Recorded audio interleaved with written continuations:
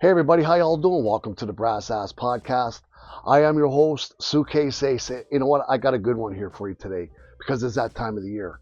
I'm going to talk about coaching in the playoffs, and I got a little tip for you out there. Coaches, trust your process.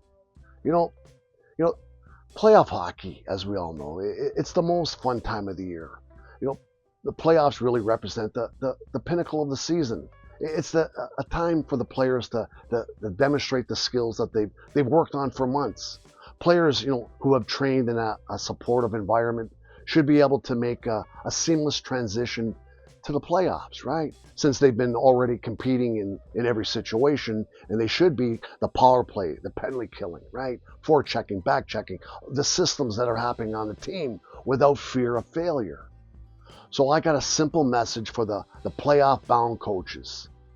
Stick to your game plan and trust your process, and don't shorten your bench.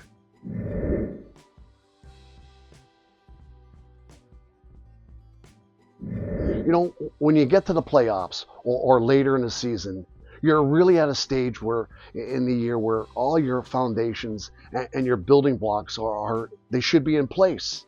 Your individual development and player development over the course of the season is all built on at least best in the playoffs, because that's what you're working towards, is the playoffs. So when you get to this stage of the season, coaches, I'm telling you, it's about having belief and trust in the process you've gone through. Those ups and downs throughout the whole season. Now you're at this point at the playoffs.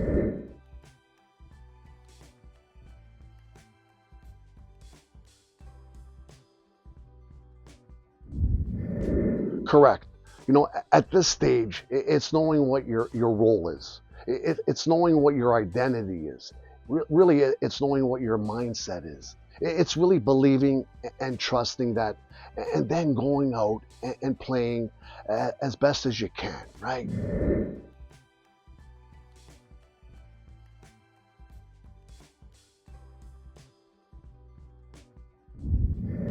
You know what? At times you do.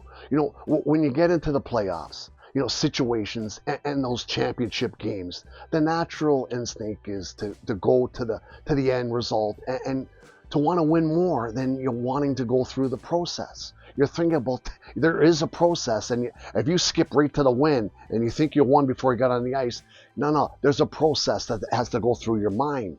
So you got to believe in your process. The more pressure and the more bigger games, the more you really want to rely, I'm telling you, and the truth is, your foundation and your structure.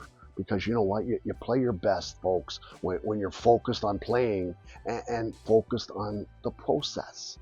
But to do that, you have to really believe in the preparation that you've gone through the entire season leading up to the playoffs. You want to be able to go, and play with a clear mind.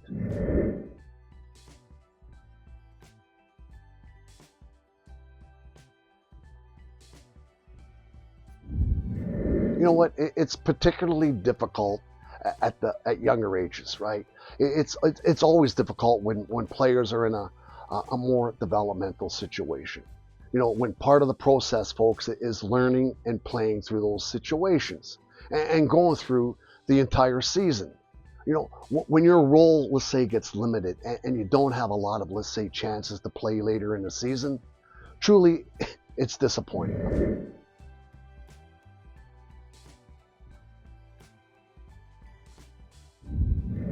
You know what? Absolutely not.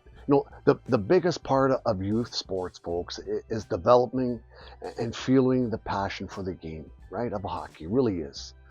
Those are the situations, right? Shortening the bench where, players could really get turned off, especially at the younger age. Ultimately, you know what? The growth of the game is not a good thing.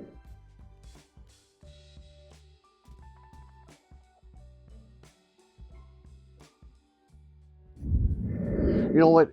It really comes down to preparation, right? It's the most fun time of the year. We all know that, right? It's the time of the year that's the most rewarding, right? You go through all your training camps. You go through all your trials and tribulations throughout the season.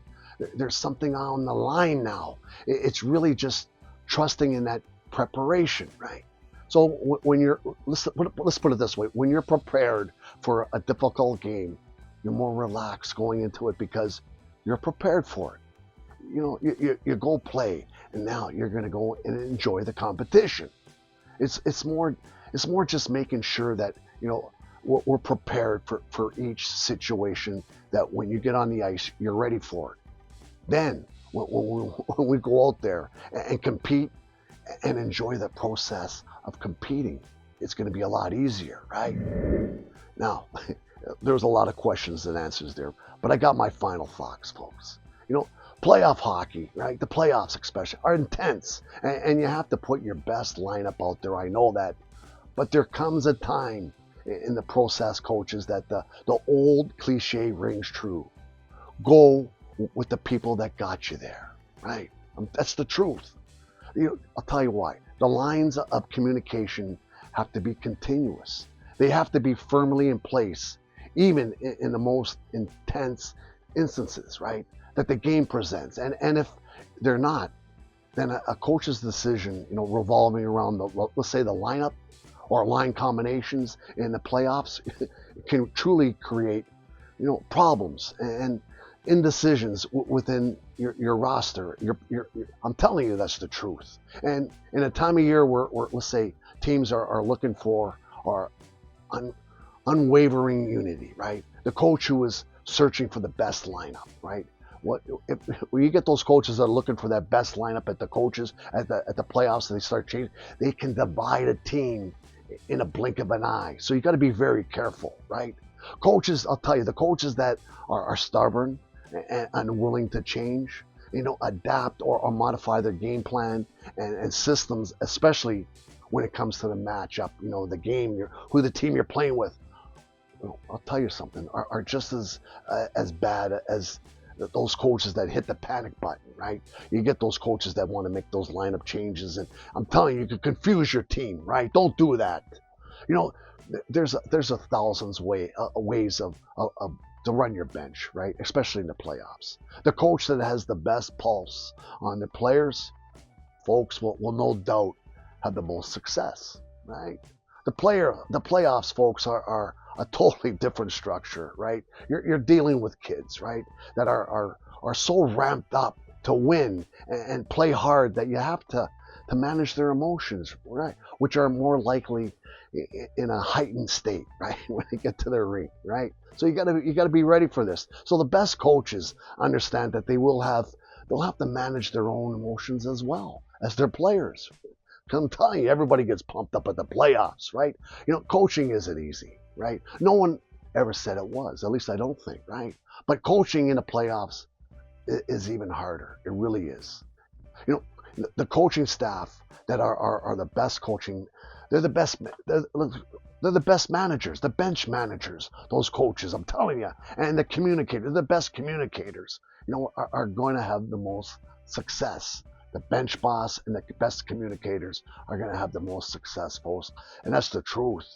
And like always, some teams might have the most talent, right? But at the end of the day, the person, the guy or the girl calling the shots also plays a pivotal role in the process, right? The coach. So 'tis the season, right, for coaches to step up. 'Tis the season, folks, for some coaches to overcoach, right? And it is the season for some coaches that get outcoached. And it is the season for some teams to overachieve, right? And it is the season for some teams to underachieve, right? No one ever said coaching was easy. I already said that, right? Nevertheless, right, all of the great coaches, right, are the ones that make it look that way, right? Oh yeah, and the veil of secrecy around the playoffs always adds to the planning. But let's face it, the best coaches, folks, win championships. And now, folks, let the games begin on the ice and behind the bench.